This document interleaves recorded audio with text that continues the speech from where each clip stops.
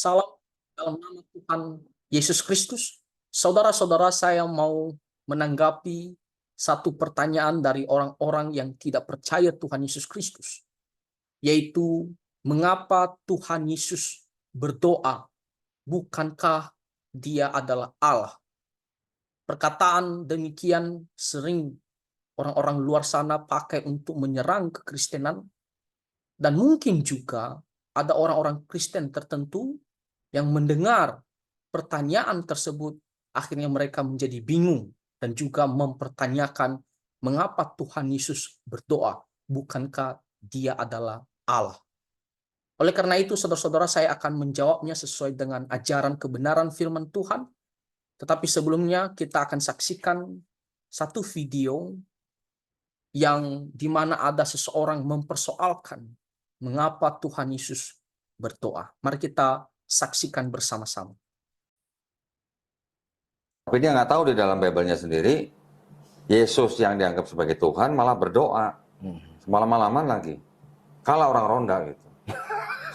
Loh iya dong, semalam-malaman. Artinya kan Tuhan berdoa kepada Allah. Allahnya kan Tuhan juga Allah kan? Iya.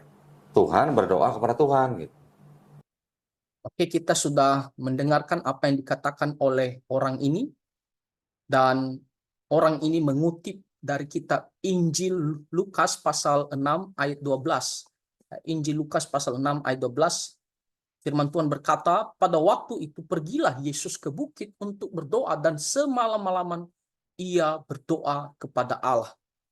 Jadi orang yang dalam video tadi mengatakan, kenapa Tuhan Yesus berdoa? Berdoa semalam-malaman lagi. Ya, bukankah Dia adalah Allah? Jadi kalau Tuhan Yesus berdoa, Tuhan berdoa kepada Allah, bagi Dia itu adalah sesuatu yang bermasalah. Nah, saudara-saudara, orang-orang yang seperti ini adalah orang-orang yang memakai logikanya sendiri yang dibutakan oleh dosa untuk menilai kebenaran firman Tuhan. Nah, pertama-tama saya mau katakan orang ini aneh dan juga bermasalah. Kenapa? Karena dia mempertanyakan Tuhan Yesus berdoa. Kalau seandainya Tuhan Yesus tidak pernah berdoa waktu Dia datang ke dalam dunia, pasti orang-orang seperti ini juga akan menyerang. Mereka akan mengatakan, lihat, Tuhan Yesus saja tidak pernah berdoa, bahkan tidak memberikan teladan bagi kita. Nah, sekarang Tuhan Yesus berdoa, mereka juga menyerang. Kenapa Tuhan Yesus berdoa? Itu sama seperti apa yang dikatakan Tuhan Yesus kepada orang-orang yang menolak Dia. Tuhan Yesus mengatakan, waktu Yohanes Pembaptis tidak makan, tidak minum, mereka mengatakan dia aneh, dia gila. Nah, sekarang anak manusia Tuhan Yesus datang, dia makan dan minum, mereka mengatakan, oh dia ini rakus, dia ini pelahap. Jadi serba salah. Sama, Tuhan Yesus tidak berdoa, seandainya mereka akan menyerang. Nah, sekarang firman Tuhan mengatakan Tuhan Yesus berdoa, mereka juga mempersoalkannya. Nah, itulah manusia yang berdosa.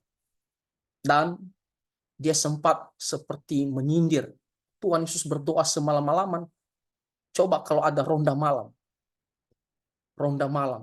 Seolah-olah kalau ada ronda malam, orang yang menjaga ini atau ronda ini akan menangkap Tuhan Yesus. Ya, karena dia ngapain semalam-malaman berdoa. Nah, kita lihat bagaimana orang ini ya benar-benar bermasalah. Karena dibutakan oleh dosa. Berdoa, apakah itu adalah sebuah kejahatan? Berdoa, apakah sebuah kejahatan? Sehingga kalaupun ada ronda malam, itu akan dilarang, akan ditangkap? Kan tidak. Ya. Berdoa itu adalah sesuatu yang sangat baik. Justru ini menjadi sebuah teguran dan juga kesadaran bagi orang-orang yang membaca. Karena tak ada orang yang bisa melakukan hal itu. Tuhan Yesus berdoa semalam-malaman. Hanya Tuhan Yesus Kristus. Nah, kita kembali ke pertanyaannya. Kenapa Tuhan Yesus berdoa? Bukankah Dia adalah Allah? Dan orang dalam video tadi mengatakan, kalau Tuhan Yesus berdoa, dia adalah Tuhan, lalu berdoa kepada Allah. Bagaimana itu? Nah, saudara-saudara, pertama, kenapa Tuhan Yesus berdoa? Tuhan Yesus itu adalah Allah 100%. Tetapi ketika dia menjadi seorang manusia, dia tidak hanya Allah 100%, tetapi juga memiliki natur manusia 100%. Karena dia sudah menjadi seorang manusia. Maka dia memiliki natur 100% adalah Allah dan 100% adalah manusia. Ketika kita mengatakan dia adalah 100% adalah manusia, itu berarti apa? Dia juga mengalami dan merasakan apa yang kita alami dalam hal kelemahan sebagai manusia, seperti lapar, haus, capek, tidur. Lalu kita melihat juga Tuhan Yesus merasa takut juga ketika dia sebentar lagi akan ditangkap lalu akan disalibkan. Secara manusia dia takut juga. Lalu kita melihat Tuhan Yesus juga dia dicobai oleh iblis, sama seperti kita. Kita juga mendapatkan pencobaan dari iblis. Tapi bedanya adalah Tuhan Yesus tidak jatuh ke dalam dosa. Tuhan Yesus tidak berbuat dosa. Tuhan Yesus tidak berdosa. Dia suci 100% waktu dia menjadi manusia. Meskipun dicobai, dia tidak gagal. Nah, beda dengan kita. Kita adalah orang berdosa, dan ketika kita dicobai oleh iblis, kita jatuh ke dalam dosa. Itu bedanya. Nah, jadi waktu Tuhan Yesus menjadi manusia, secara manusia, dia juga membutuhkan kekuatan daripada Allah Bapa, dan dia harus bergantung kepada Allah Bapa. Nah, secara kemanusiaannya, sekali lagi, secara kemanusiaan. Makanya kalau kita melihat di dalam Alkitab dicatat beberapa kali Tuhan Yesus berdoa. Karena dia juga seperti kita. Dia butuh kekuatan dan dia harus bergantung kepada Allah Bapa. Nah, itulah yang dikatakan di kitab Ibrani pasal 5 ayat 7. Ibrani pasal 5 ayat 7. Firman Tuhan mengatakan,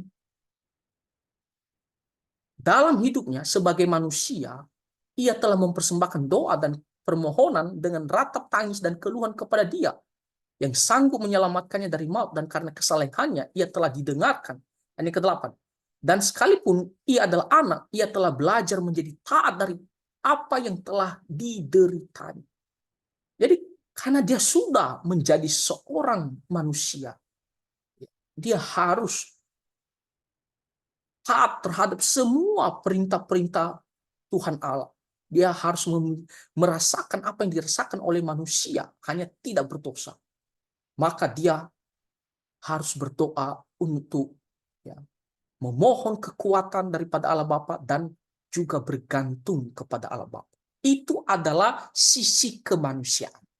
Nah, ini sangat penting. Kalau Tuhan Yesus tidak menjadi manusia 100%, maka itu berarti apa? Tuhan Yesus tidak akan pernah mengalami penderitaan siksaan untuk menanggung penghukuman dosa kita.